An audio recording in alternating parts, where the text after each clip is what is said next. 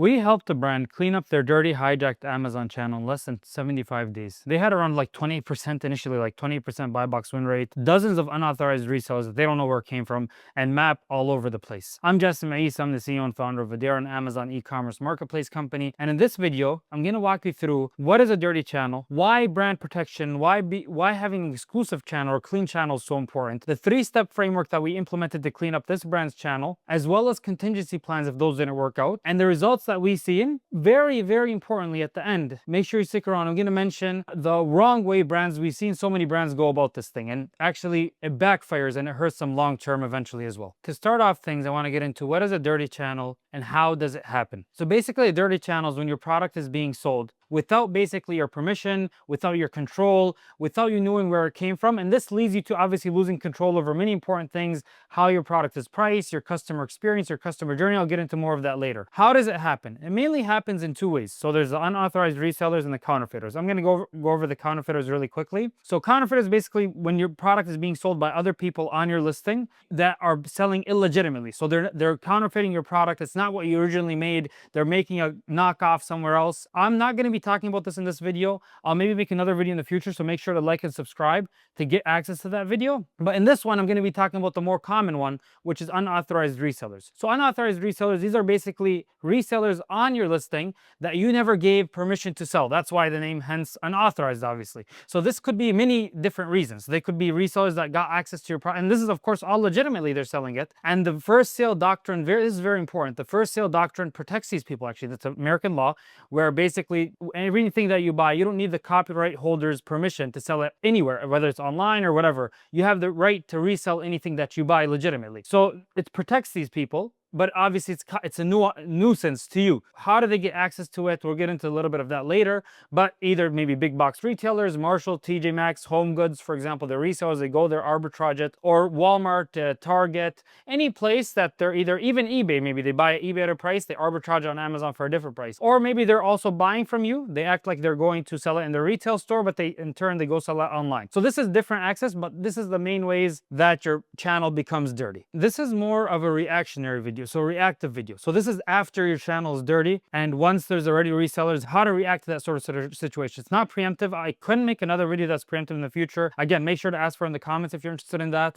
We do also work on that as well, but this is where it's more reactive. You already have a dirty channel. What are you doing then? So now let's talk about why it's important and how this brand that we worked with, how they suffered. So there's many reasons it's important. The first and biggest one is losing control of your customer journey experience. Not everyone is going to take care of your product the same way you do. Resellers, a lot of them, yeah, they're legit. They're going to package it appropriately. Your customer's going to get it real good. But in this case, there was resellers that were very careless. They didn't care about the customer journey. It was a vitamin product. They packaged it in very loose packaging. And when it arrived to the customers, the product itself was actually loose and open. The vitamin spilled all over. It was powder in this case. And we've seen numerous negative customer reviews fall in. I think it was like dozens on some of the listings from the bad customer journey experience. The brand, it wasn't their fault, but their product, they weren't leaving seller feedback. They were leaving product feedback. So the products rating actually went from a 4.4 on some products to 4.2. And you can actually watch in this video here why star rating is so important. That's the biggest issue. But beyond just the star rating itself, obviously these are your customers and your brand. You want to make sure that they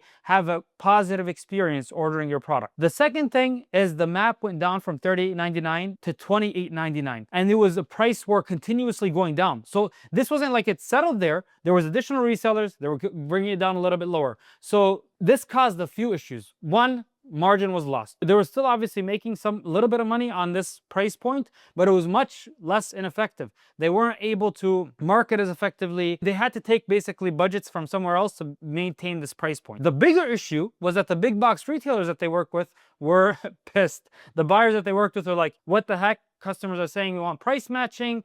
They were about to cancel upcoming POs. So it was very dangerous, and it could have had serious ramifications. So that's another issue that they had basically. The bigger issue was that the buy box win percentage, their buy box win percentage is 28%. So their Amazon sales continuously decreased, and they're basically the resellers were just taking over the buy box. They were selling on their behalf. Basically their marketplace revenue decreased. And this causes a few issues. One, actually, a lot of people don't know this, is that if you don't own the buy box, you can't market. So not only were they losing the sales, like let's say this is a pie of their sales.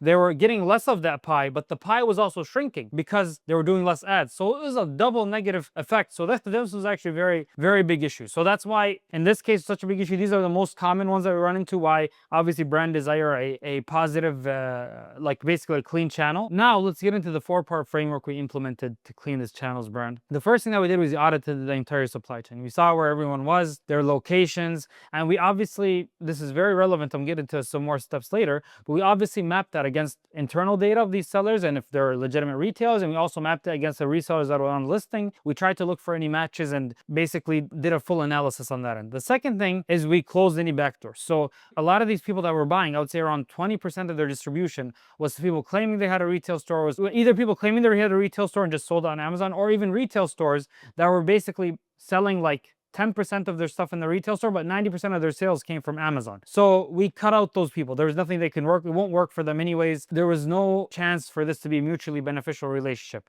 So we eventually just stopped selling those people. Now getting into the cleaner people, the third step is we locked down the channel. So we went to the distributors that we're working with right now. We basically had them sign contracts that basically everything that we sell to you has to be sold through retail stores. There's certain distributor agreements that we have. We agree with them and they either sign it and they're willing to work with us, and usually sometimes even they don't sign at all because most of their sales are coming from Amazon. And that's just taken away from the brand's pie, basically our pie of sales. So that's irrelevant. And the fourth thing that we did is we actually executed seller buybacks. So a lot of these distributors that had inventory, now that the new prices weren't even profitable to them, so we offered to buy it back. We retained a lot of that inventory. We made sure that especially we were selling in the right way, especially now that we're offering new agreements. We wanted to make sure that we were on good terms. And what the brand in this experience they started understanding is that even though a lot of these retailers placed larger POs, a lot of it was just eating away from their own pie. It's an impressive big PO, but it was just ending up being sold on either Amazon. They had a little bit of a Walmart presence, but the point is it was just ending up in the same pie or circle, and it wasn't really, these POs weren't really benefiting the brand. And also as we were doing this, obviously we continuously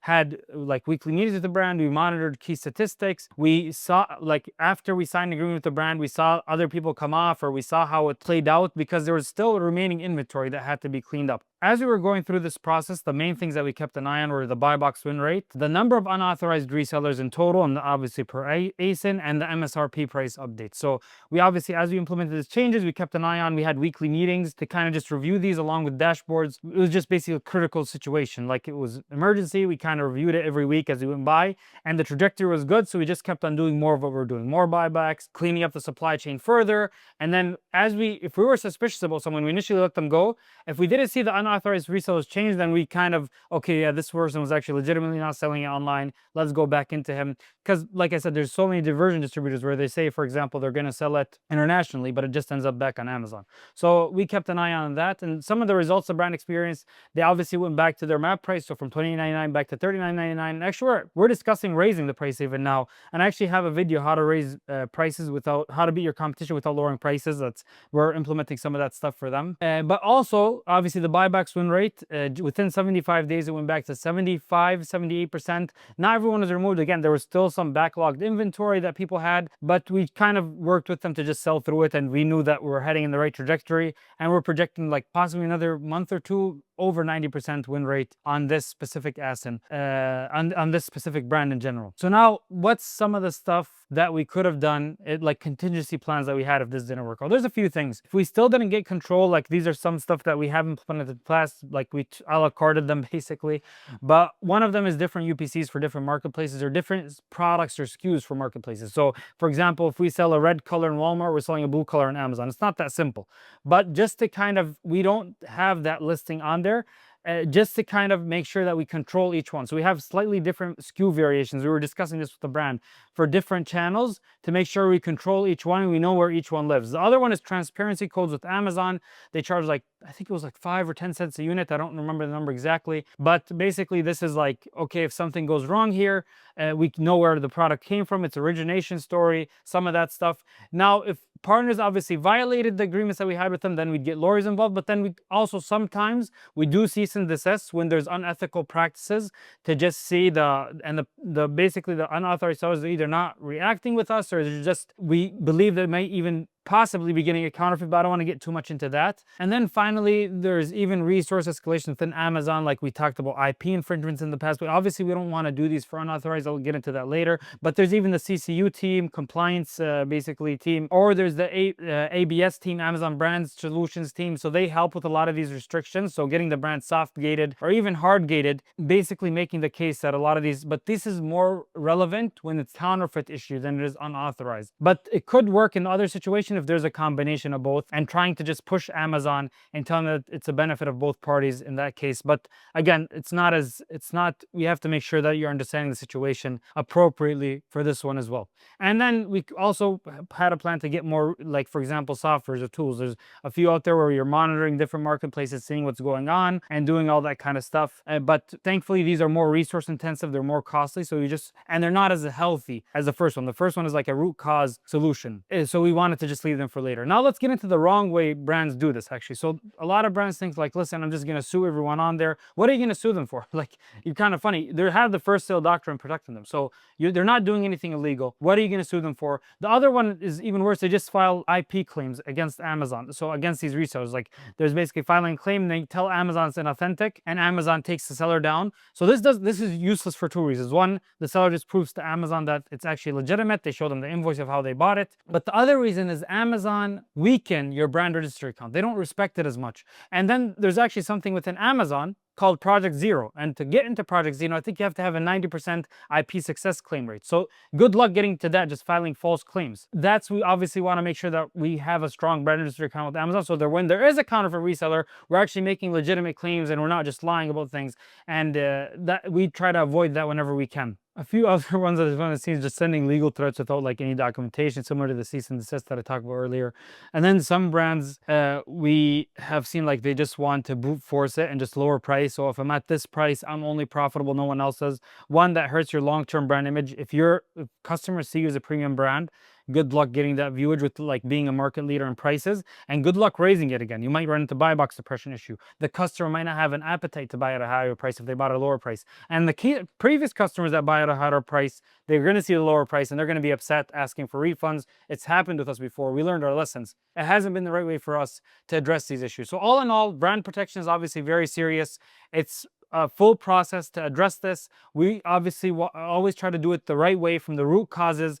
We try to, if there's basically dirty channels, we see where the channels are coming up from. Even when we mentioned the dirty ways, like we're sending IP claims, if there's a dirty channel and there's like a supplier that's just, let's say, for example, a big box retail store, another one is going to pop up, another reseller is going to come, so that's why you have to fix it from the root cause, which is your supply chain, controlling your supply chain and making sure that your product is ending up in the right places and to the right final end use, basically. So that's just some of the things that we mentioned. Another actually thing that might work on the good thing, I just remembered it right now and we did it in the past, is talking to Walmart basically to not lower their prices, or like the big box retailers, whatever, whether that's, in this example is Walmart, to not lower the price, not make it profitable for resellers to come in. So you still, obviously you don't want to cut off Walmart, but you kind of talk to them to work with it and see how you can, they don't lower price so it's not profitable. And this has worked in the past, like they lower on certain days and then we lower on Amazon too, so it doesn't look as profitable. That's another video for another day, but I just thought I'd mention that over here. If you like this video, make sure to watch this video. It talks about end-to-end supply chain all the way from factory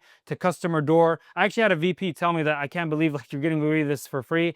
This is exactly what I was looking for, and he shared it with his team, which made me really excited. Make sure to leave a like and subscribe. These videos take a lot of time to prep and basically kind of give away what we're doing exactly. And if you're a brand doing over $1 million, come check us out at Voadera. See if we can help you out. Book a strategy call.